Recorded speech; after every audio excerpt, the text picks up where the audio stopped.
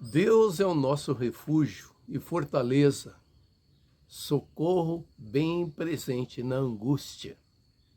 Portanto, não temeremos, ainda que a terra se mude e ainda que os montes se transportem para o meio dos mares, ainda que as águas rujam e se perturbem, ainda que os montes se abalem pela sua braveza. Salmo 46. Bom dia, tudo bem com você?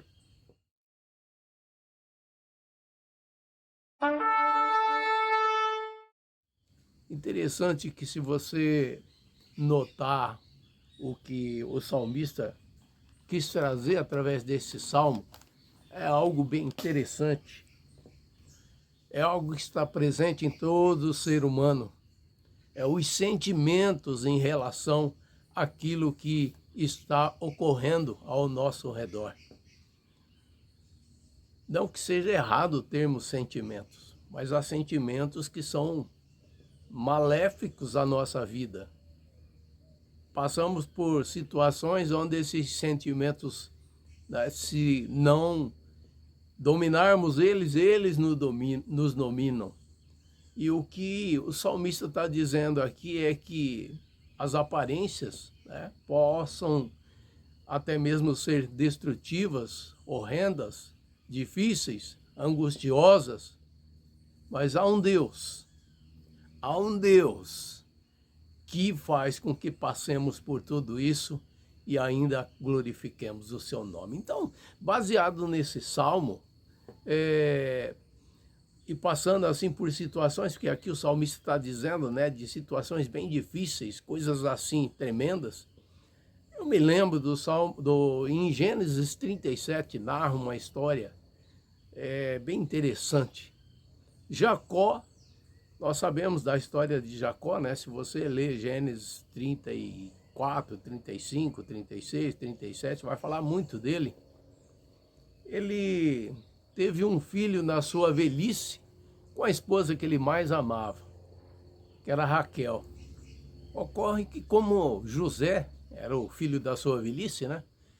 Era o mais querido, e o seu pai tratava ele de maneira assim bem particular, né? Por conta dele ser o filho da sua velhice, da esposa que ele mais amava e tudo mais.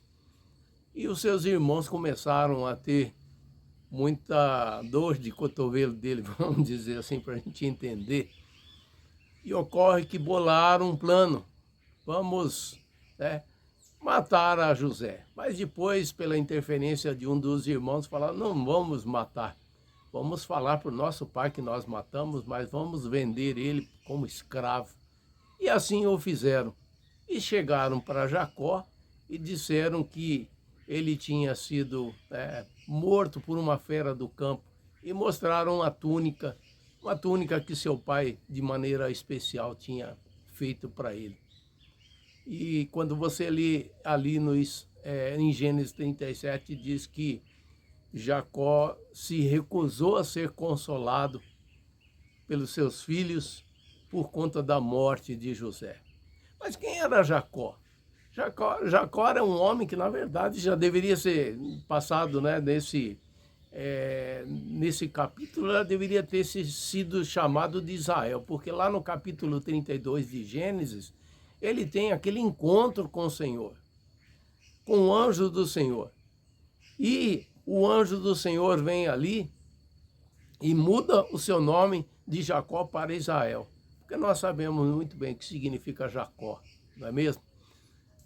Ocorre que, então, quando olhamos da perspectiva de Deus, convém analisar a questão de Jacó. Como que ele era diante de Deus? Olha, ele é um homem escolhido, as 12 tribos descendem dele, vem dele. E ocorre que Jacó não teve a perspectiva ou a revelação da parte de Deus que aquilo era uma mentira. E isso ocorreu sobre a vida dele e trouxe muito sofrimento.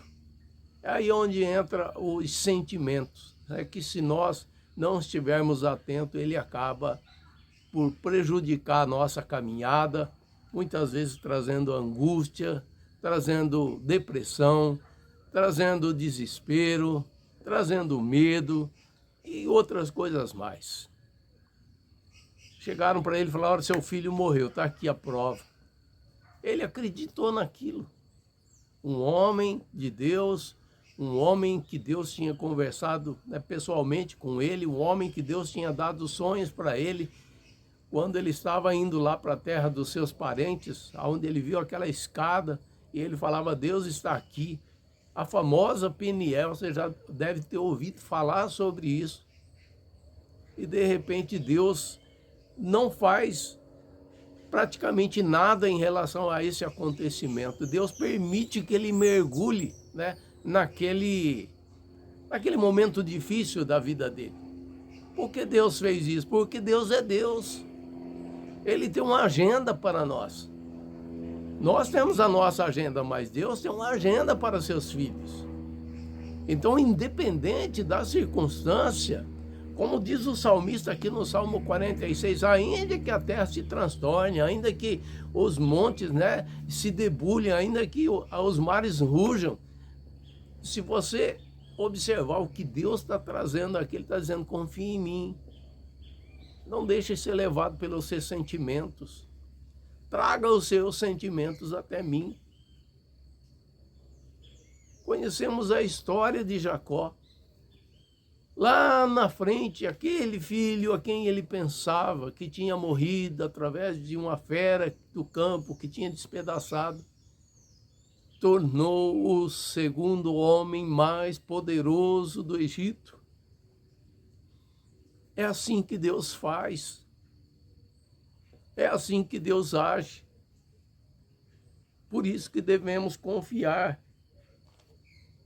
Por isso que devemos confiar. Deus é o nosso refúgio e fortaleza, socorro bem presente na angústia. Note que o salmista aqui está dizendo socorro bem presente na angústia. O que ele quer dizer? Deus está dizendo: vai haver momentos de angústia, sim. Vai haver momentos em que precisamos de socorro. Vai haver momentos difíceis na vida. Mas aí ele continua dizendo assim: não, portanto, não temeremos. Não temeremos. É aqui que está a tratativa de Deus para com as nossas vidas. O perfeito amor de Deus lança fora todo medo, diz a palavra do Senhor. Quando não controlamos, né, através da nossa fé, e no descanso no Senhor, os nossos temores, esses temores acabam nos dominando. Há um texto bem interessante na palavra do Senhor que diz: aquele que te domina se torna Senhor em nossas vidas. Aquilo que nos domina. E no mesmo Salmo, no verso 10, ele diz assim: aquietai-vos e sabei que eu sou Deus. Serei exaltado entre os gentios, serei exaltado sobre a terra. Aquietai-vos e sabei que eu sou Deus. Sabe, há momentos em nossa vida que Deus quer que nós nos aquietemos. Não adianta correr para cá, correr para lá, né? Pede oração para um, pede oração para outro, e parece que as coisas não mudam. Sabe por quê? Deus quer que nós nos aquietemos.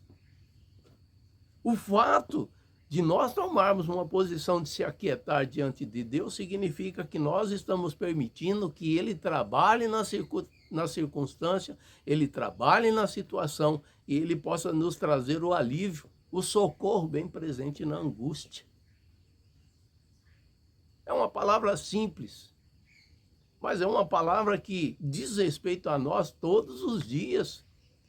Por quê? Porque há situações e situações e situações que nos envolvem.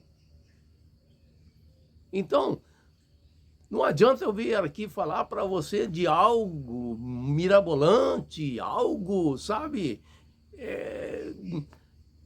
grande demais para a gente observar se o nosso dia a dia, nós precisamos da ação de Deus, da palavra de Deus, do reflexo dessa palavra de Deus em nossas vidas no dia a dia.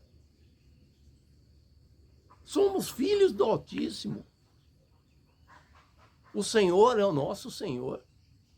É o nosso pastor, e ele diz que nada há de nos faltar, nada há de nos faltar no espírito, nada há de nos faltar na alma, nada há de nos faltar no corpo. Essa é a grandeza da palavra de Deus. É um Senhor sempre presente. Quando ele diz assim, nunca te deixarei, nunca te abandonarei, é em todas as circunstâncias. Jamais. Pensa bem, um Deus que chega para mim, chega para você e diz assim, jamais te deixarei, jamais te abandonarei. Portanto, não vamos ser vencidos pelos nossos sentimentos. Esses maus, têm sentimentos bons. Deus nos fez assim. Mas não permitamos ser vencidos por eles. Pelo contrário, vamos pegar a palavra de Deus e tornar ela viva e eficaz, tão penetrante nas nossas vidas a ponto de separar as coisas que são da alma das coisas que são do espírito. Seja feliz. Deus deseja a nossa felicidade. Deus deseja a nossa prosperidade. Deus deseja a nossa alegria, o nosso contentamento, uma vida esperançosa. Mas é preciso muitas vezes se aquietar e permitir que Ele seja Deus em toda situação. Amém? Fique com essa palavra e que ela te abençoe e abençoe a tua semana, em nome do Senhor Jesus.